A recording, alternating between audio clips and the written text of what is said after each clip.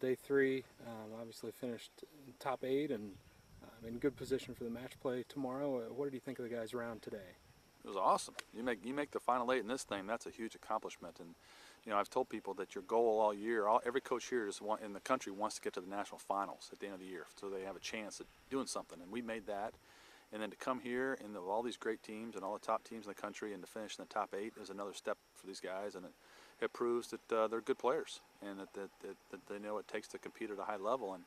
And to finish 5th in this field is a big deal for us, a big deal for any program. I mean, there's top 5 teams in the country didn't make this final 8 thing. So to come in here on this turf and do that, I'm very, very, very proud of these guys. It just seemed like it kind of came from all angles today. Alex Burge got off really hot, got to 5 under with 5 straight birdies. What was kind of your reaction seeing that unfold?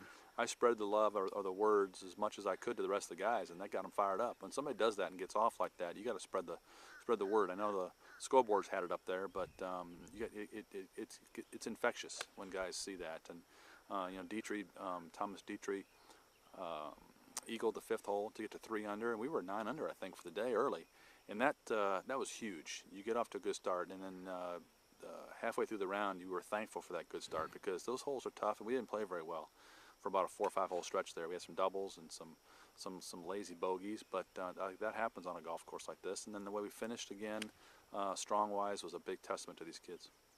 And now Charlie Danielson, by virtue of finishing top 15, is going to be an All-American.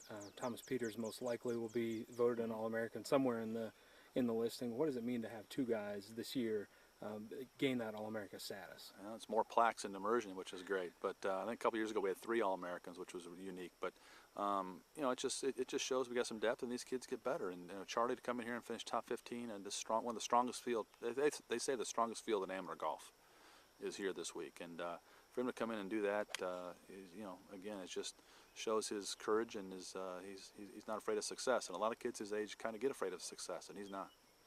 And then just heading into match play, not totally set on who will play. We think we know, but the ball game changes here halfway through, doesn't it? Talk a little bit about how that changes and some of the strategy that may go into. Well, I'll get more into that with the team tonight about things, but it is a different ball game, and you're responsible for yourself and trying to beat an opponent, not necessarily the golf course, but you can get too wrapped up in your opponent sometimes too. So we'll talk about that later, and it's a whole different deal. And we made match play 2 years ago at Oklahoma State, and we were a little discombobulated a little bit. So we're going to use that experience to help this team. So again, that's kind of what a program does. You feed off each other every year, and we had great players come through this program the last 5 or 6 years, and we're learning from them. And this will be another example of that.